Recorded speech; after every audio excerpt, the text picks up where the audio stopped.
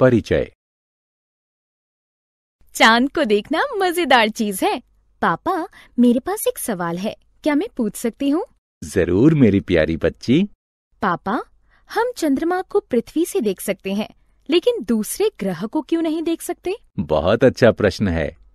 वास्तव में चंद्रमा पृथ्वी के नजदीक है, जबकि दूसरे ग्रह पृथ्वी से काफी दूर हैं। क्या तुम जानती हो कि चंद्रमा सूर्य के प्रकाश से चमकता है? मुझे नहीं पता था। ये तो बहुत मजेदार है। इसके बारे में मैं और जानना चाहती हूँ। बच्चों, इस पाठ में हम चंद्रमा के बारे में जानेंगे। आओ सीखें।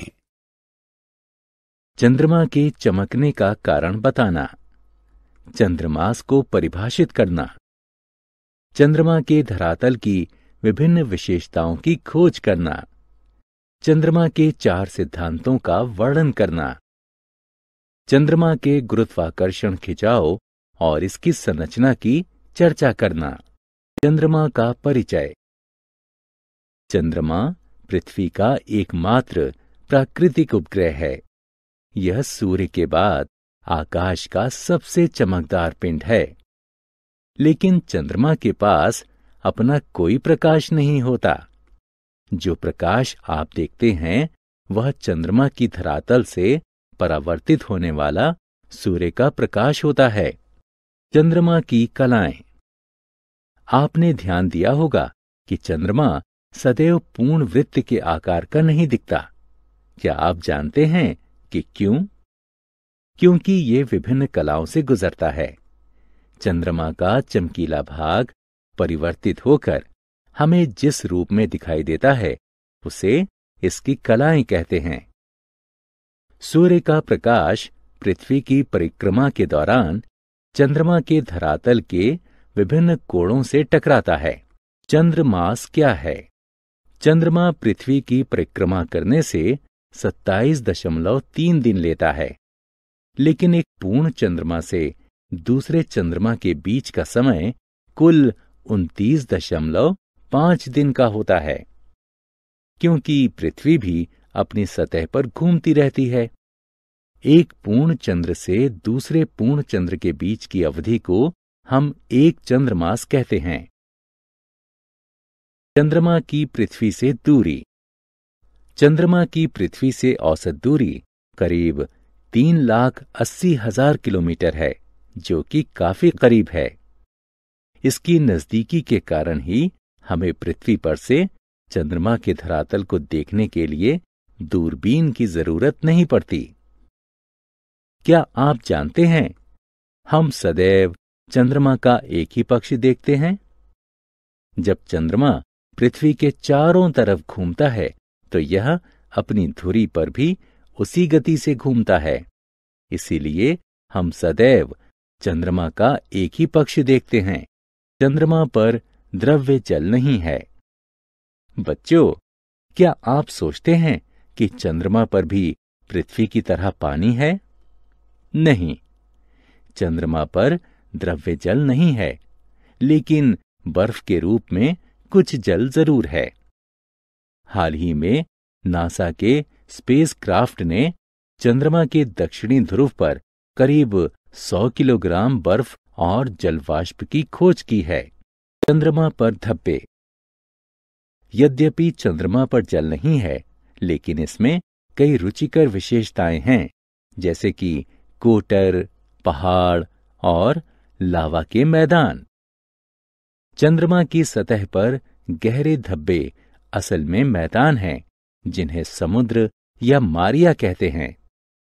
इन्हें मारिया इसलिए कहते हैं कि आरंभिक अंतरिक्ष यात्रियों ने चंद्रमा के इन स्थानों को विशालकाय समुद्र समझ लिया था। बाद के धब्बे पहाड़ हैं। और बच्चों, आप किसी साफ रात में दूरबीन के सहारे चंद्रमा पर बने उन कटोरों को देख सकते हैं, जो कि प्राचीन उल्काओं से टकराने से बने थे। चंद्रमा की उत्पत्ति। चंद्रमा की उत्पत्ति को लेकर काफी बहस हुई है। कुछ वैज्ञानिकों का मानना है कि इसका निर्माण पृथ्वी के साथ ही हमारे सौर मंडल को बनाने वाले गैस के बादलों और धूल से हुआ है। एक अन्य विचार है कि चंद्रमा एक समय पृथ्वी का भाग था, जो किन्हीं कारणों से इससे अलग हो गया। कुछ कहते हैं कि संभव है कि चंद्रमा हमारे सौर मंडल में तैर रहा है, जो पृथ्वी के गुरुत्वाकर्षण से बंध गया है। कुछ लोग सुझाव देते हैं कि मंगल जैसे द्रव्यमान वाला कोई पिंड टकराया होगा और उससे द्रवित शैलों का बादल बना होगा, जो अंततः चंद्रमा के रूप में संघनित हुआ। चंद्रमा की संरचना। आइए चंद्रमा की आंतरिक संरचना को एक नजर से देखें। चंद्रमा मूल आग्नेय शैल का एक गोला है, जिसमें लोहे और निकल से बना एक छोटा कोर यानी नाभिक है। इस पर एल्यूमिनियम और कैल्शियम से बनी एक शैल परत है। चंद्रमा का गुरुत्वाकर्षण। आपको सौर मंडल में बड़े चंद्रमा मिल सकते हैं, लेकिन पृथ्वी के आकार की तुलना में हमारा चंद्रमा सबसे बड़ा है, और यह इतना बड़ा है कि अपने गुरुत्वाकर्षण खिंचाव से समुद्र में ज्वार ला सके। आपको यह जानकर आश्चर्य होगा कि चंद्रमा का गुरुत्वाकर्षण बल पृथ्वी के गुरुत्वाकर्षण बल का मात्र 17% है। उदाहरण स्वरूप 100 पाउंड यानी 45 किलोग्राम वाले एक आदमी का वजन चंद्रमा पर केवल 17 पाउंड यानी 7.6 किलो होगा। चंद्रमा पर वायुमंडल। पृथ्वी से भिन्न चंद्रमा पर वायुमंडल नहीं है, जिसके कारण चमकीले भाग में भी आकाश में सदैव अंधेरा दिखाई देता है। चंद्रमा पर ध्वनि संचार भी नहीं हो सकता, क्योंकि ध्वनि के संचरण के लिए वायु की आवश्यकता होती है, और चंद्रमा पर वायु नहीं है। क्या आप जानते हैं, नील आर्मस्ट्रॉन्ग 20 जुलाई सन 1969 को चंद्रमा पर कदम रखने वाले प्रथम मनुष्य बने थे। हमने क्या चर्चा की? चंद्रमा पृथ्वी का एकमात्र प्राकृतिक उपग्रह है। चंद्रमा हमें चमकीला दिखता है, क्योंकि यह अपने धरातल पर पड़ने वाले सूर्य के प्रकाश को परावर्तित करता है। चंद्रमा पृथ्वी की परिक्रमा करने में 27.3 दिन लेता है। चंद्रमा पर द्रव्य जल नहीं है, लेकिन बर्फ के रूप में कुछ जल उपलब्ध है। चंद्रमा में बहुत सी रुचिकर विशेषताएं हैं, जैसे कि कोटर, पहाड़ और लावा के मैदान। चंद्रमा का गुरुत्वाकर्षण बल पृथ्वी के गुरुत्वाकर्षण बल का मात्र 17% है।